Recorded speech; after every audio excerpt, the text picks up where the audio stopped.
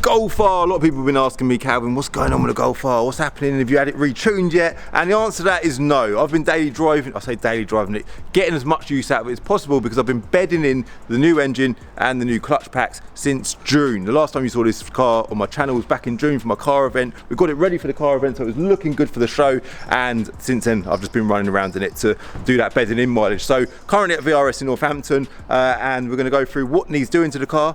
And secondly, hope, will the 600 brake horsepower Golf R actually make 600 brake horsepower? In this video, we're going to find out.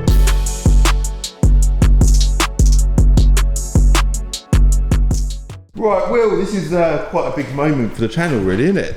Not for me, if this is back. Yeah. No, I'm joking. You're bringing it back for the rest of the work to be done. So there's some minor things that we didn't get done before the show. Yeah. And there's obviously you've bedded the clutches in now. So, well, more than bedded the clutches I've done about 2,000 miles. Yeah, that's fine. So, I mean, realistically, they just need to bed in slightly so that they're flat, ultimately. Just on a standard car, it probably wouldn't matter. But on this, because it's going to be high torque, we just want them to last as long as possible. Okay. So that's why we do it. Anyway, that's that out of the way. So we'll then make sure the tune's good for the car. Same with the gearbox, run through everything. Make sure the clutches are clamping correctly. Then it wants a driver's side mirror glass because that's done the usual and just fell off. Just fallen off. Yeah. Someone said to you it might be because you leave it on. I've left the heated mirror switch on. I didn't really know that, but I wondered why the passenger one never falls off. It's always the driver's that falls off. Oh, really? Yeah. Well, I'll fix it anyway. See my little yeah, it's a sick fix, mate. So then we've got the new gear knob, which we've had from the show before the show. That to go in. There's a little trim for the rain light sensor at the top. Little trim to go on there. The rear wiper had a fault for the stalk when it was in before, and that doesn't work. But that may have been from the crash, something to do with the wiper stalk internally. So we'll just change the stalk. Cool. And change that, because when you press it, it doesn't. When we logged it, you see, on the measured value blocks, when you press it to work, it's not sending a signal. So we'll just check it's coded. But there'll be something daft or it's broken. Just silly stuff, isn't it? Loads of silly stuff. There's that to do, and then we've got a Forge dog bone mount insert to stop the engine wanking around when you're launching it and things like that. Cool. And we've got a driver's side front wheel arch liner, lower section, which has the vents in, because the one, I think there was one on the car when it came, I think it didn't have the vents in for the, so basically, to give you a little background on that, not all the cars have an extra radiator on the driver's side. So the cars that don't have a wheel arch liner inside without vent. Okay. The ones that do have one that has a vent, so the air comes through the rad and then out into the wheel arch. Okay. And yours has got the one for not that, but I have the correct one for it. Brilliant. So that's got to be fitted as well. Yeah, and you've already paid for that. Oh, that's good. Yeah. And the other bits. So we had all these bits, but they just didn't arrive in time for you taking it to before the car event. So. But that's like, I don't know, it's about a year ago now, so. well, I had to do the bedding in mileage anyway, so yeah. I think the golden question really for this video is, so this car, when Arthur had it, it's always known as the 600 horsepower Golf R, yeah? I think we dynoed it once at about 585, I think that's the most power we've ever seen this car at. I can't remember, so. But the thing is, I've dynoed so many of these on this car, so I could have a look back on the things, but yeah. Yeah, so, power-wise, what were we expecting, about 550? What's the realistic power? Because we're going to be dynoing in this video, yeah? We are. Depends what you want to do. If you want the car, thing is, yes, for the video we can dyno the car, see what power it makes, see how it goes. That's fine, but this car needs to be, good enough for someone whoever's going to receive the vehicle and be safe. We no longer do the big power stuff, because people don't take responsibility for it themselves and normally break the car by putting crap fuel in, not putting octane booster in, things like that. So, or want it to do 20,000 miles a year at 600 horsepower on a stock engine. Again, that's not going to work. So, ultimately, we will do whatever's safe on this car. That's how you'll get it back. So, whatever the engine is capable of, and the rest of the ancillaries are capable of on the engine currently, will do.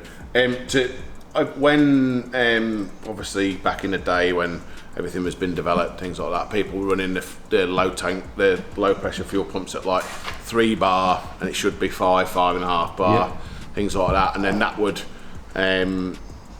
cause problems. So it's like we've got to look at your low pressure fuel pump, we've got to look at the high pressure fuel pump, whether or not that's pumping enough fuel to enable the new style of mapping that everybody does to be acceptable. Because obviously, bear in mind, this is, you know, this was done 4 years ago, 5 years ago, or whatever. So you know, the new style of kind of mapping doesn't necessarily suit the old style kind of parts potentially, but we'll look and we'll do what we can. That's if you want to try and get I don't want to do that. I wanted the car to be, you know, safe, I suppose. And hardware-wise, I was going to touch on that as well. So hardware, we've got this almost identical hardware as we had before. Yeah. We took the oil cooler off. Okay. Yeah, remove the oil cooler. The sump is a usual sump rather than a larger sump as well, isn't it? Not that that's going to affect power. Yeah, that's fine. But if they're not taking it on track, etc. So ultimately, what we're going to do is look at what's worn. Yeah.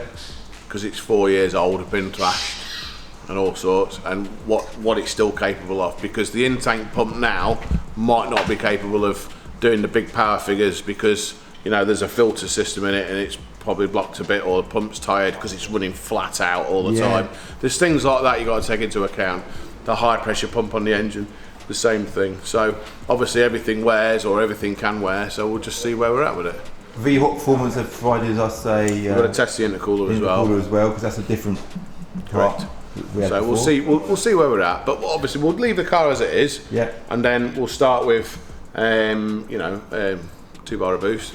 Well, we start at, it's a little less than that, but we'll start with going up to 2 bar of boost to see what it achieves at that power. If it achieves a good power level, be faster. There's this stigma that everybody needs 600 horsepower to be fast. We took a car with a V3 turbo, which is the smallest one, to Santa Pod, and all the people were there with the big turbo cars, all doing 11s, 11 1s, 3s, things like that, and we went and did a 10.8 with the smallest turbo with the least amount of power. That's not particularly that we're amazing or anything, it's just that sometimes more power is not good. It creates more heat, causes more problems, makes the car slower. So ultimately, you know, yes, more power is good, but if everything else on the car supports it. If it doesn't, then it won't make the car faster. It will just be fast for one pull, and then that's it. So the overall goal is to get it running at a reserve level, fitted to the car, to make the car fast all the time. Okay, cool. I'm excited to see what power it makes. I'm also excited to even get it back and drive it properly for the first time. I've been below 4,000 revs for the last few months. It's just making it right, and then at least now we've got a couple of other cars done for you. And then now we can just get this one in and get that done. Man. And then after this, we do the M3 back touring. onto the touring, Yep, that's the touring next. That'd be exciting. Well, the engine's ready to. Like you can see the pistons in the light down there. Just about to see them right in the distance. The 6 pistons pointing at us. Yeah, we'll get that one done next after this one. So. Amazing, man. Amazing, wicked. So I'll leave it with you. Get all these bits done. We'll pop back in a few days' time. See what Dino's at. Yeah. Perfect.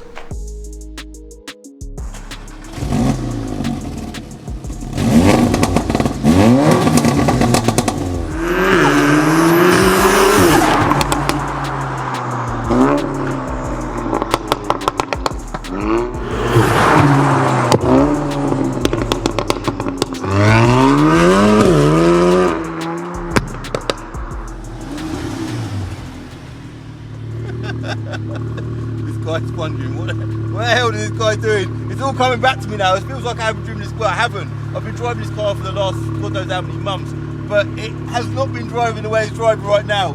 It is bloody ridiculous, this car, man. For a little sports hatch to be driving and performing the way this thing does, it is a joke. So I think what we all want to know is how much power is it running. It feels faster than it's ever been, but that's not really possible. It just must be a poor memory of mine. I am genuinely shocked how quick this car is. It's so impressive. So let's pop back in, go see Will and find out what's been done to it and what power it's running. Will, what have you done to the Golf R, mate? It is incredible. It is incredible, honestly. We just finished off what we were started, really, wasn't it? Yeah. So we've changed the high pressure pump. Yeah. Just because it was a little bit of wear on it, so we just swapped it out for another one we had. And the low pressure pump in the tank was dipping right down to sort of 2.6 bar. Okay. So that was real low. So we replaced that with another pump, brand new. Yeah. And a new filter housing and everything inside there. We're now like 4 bar fuel pressure minimum, so which is fine. So that's enough for what you're doing with it. So, and we've obviously made the meth. The meth had a blockage in it as well in the pipe, so we've blown that out. Yeah, but obviously you wouldn't have known that because you wouldn't have been using it anyway. So no. So that's done. So obviously the meth's running now as well. Yeah, the meth's all on. That's all pumping through what you can hear, because when you put licking big flames out. I know. You pants when you went down the road, didn't you? No, honestly, I can't believe it. And then I noticed that when you turn on lock, there was like a squealing noise, and then there's a noise over bumps and things like that. So we greased up the. It was just the polybush this side is it's a bit dry, so we've greased that up. Yeah. And that's now fixed, and then the backing plate for the disc was touching the disc, which we've just straightened that out and done that. What else have we done? Rear wiper, is that working? So the stalk. So what happened was when all the wires were ripped off down there, somehow it must have backfed alive up to the. Well, it shouldn't have done, but somehow the stalk, or if he's hit the stalk, whoever's crashed it, I don't know. So the stalk was NFG, so it's now got a. Okay. To put a new stalk in, the new stalks, you have to replace the column because basically the columns to everything. It was like use with, and then and it was like $1,000 for all the bits. So I got a second-hand one off eBay for like 30 quid. Oh, well done. Well done. That's a big saving. $39.95 delivered or Oh, something. that's the result. Yeah, the money this car's swallowed up is a joke. Yeah, we've done that, and then steering wheel was put your gear knob on. Oh, I didn't even notice that. Yeah, So I'm getting so wrapped up in the excitement of it all. Up in this little trim here was missing. Of course it was, yeah. That's all been fitted. Sorted. That's done. Oh, your squirters for your headlight, for the windscreen, were just, one of them had this like white plastic in it. I don't know what that was. And then the other one was just blocked, so we put brand new squirters on it. Oh, wicked. So they were only $1,000 each. So May as well. Everything else is $1,000 on this car anyway. Another $1,000. So they were dead cheap. I was like, yeah, just put new ones on. So. Sound. Mirror glass, that was broken, wasn't it? Yes, new mirror glass. You'd done your little repair on, which we took off and put a new one on. Yeah. That's really common on these. They just fall off. Sound. It's worse when we have the car, we're servicing it, and then we like pull it out, and then when you reverse back and it goes ding like that, and you think, oh, it's not even your fault. No, it just happened. And then the customer's like, it wasn't like that when they dropped it off. Yeah. Of course it wasn't. Do you know what? I messed up there. I should have blamed you, shouldn't I? Well, everyone else does. So. Didn't you? Yeah. So that was that. Oh, the headlights. Headlights were pointing. Oh, the headlights were pointing to the floor. Yeah. We lifted those up, put it on a proper beam setter on the MOT bay next door. The guys next door let me use that, which was great. Thank you. And we set the headlamp aims up and everything. We did all that. We checked all the level sensors weren't broke; they were all working right, so that was all good. You were going to say something then? No, I was just going to say that it is now an extremely nice car. Like I have got a plan. It's way better than it was because it had Cadiz wheels on before, and now it's got Pretz. It had stock brakes. Now it's got Club Sport or Golf R Performance brakes, which is better. Steering wheel. Did I have a steering wheel? No, we've done the steering wheel. We've done that when we rebuilt the car. Steering wheel. It's obviously had a full respray. Yes, had all the paint done, obviously all the new bits. It's got springs now, it's got the APR springs on there, that was done. New engine. It's got a rear roll bar. Yeah. Is it Super Pro? No, it was an H&R rear roll bar, wasn't it? I don't even know. And the engine, gearbox, Aldex was all serviced. Clutch.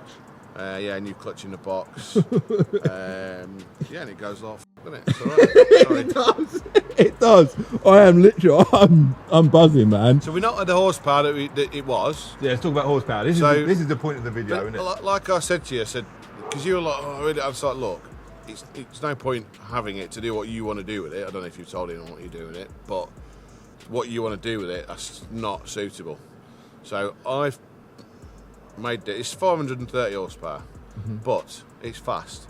I think it's probably faster than it was because it's not creating as much heat, and ultimately more heat, more boost, more back pressure. Don't make the car faster always. No. Might do for one pull, and then when you cog the next gear, sometimes the heat that's created in the last gear slows the car down. So if this is not creating as much heat, then sometimes it's just quicker overall. So yeah, you know, and if the meth runs out, there's safety in there, so it won't explode. You know, wicked. But it's it should have the meth in it. So yeah. All right. Yeah, no problem. Well. And yeah, no, it's mega. It's a really nice car. Well done, Will, man. What are you going to do with it then? Well, I don't know yet. I've had a little thought about what I want to do with it. I have kind of got a plan for it, but I'm not gonna. I don't know yet. I've not fully decided what I want to do with it. It's kind of a bit of a channel ornament, isn't it? But I don't get no use out of it. Channel or do something. So I've got to stay with the channel, or it's got to go up for sale. Then 2 options. Or should we just like do a Top Gear and just drive it off a cliff? tempting, isn't it? I think what I need to do is I need to do a first drive video of this car. I know we've just done a few pulls in it in this video, but I need to do a proper first drive. I want to do my little draggy times on it as well, see how quickly it does 20 to 70 miles an hour. That'd be interesting. That'd be interesting, wouldn't it? Because it's going to be somewhere near to the top of the draggy leaderboard, I reckon. But yeah, either way, I am over the moon. I'm going to be daily driving this car from now going forwards. I will try and get a video out very, very soon with what the next step of the journey is for the car. I currently have no idea. I've got a few...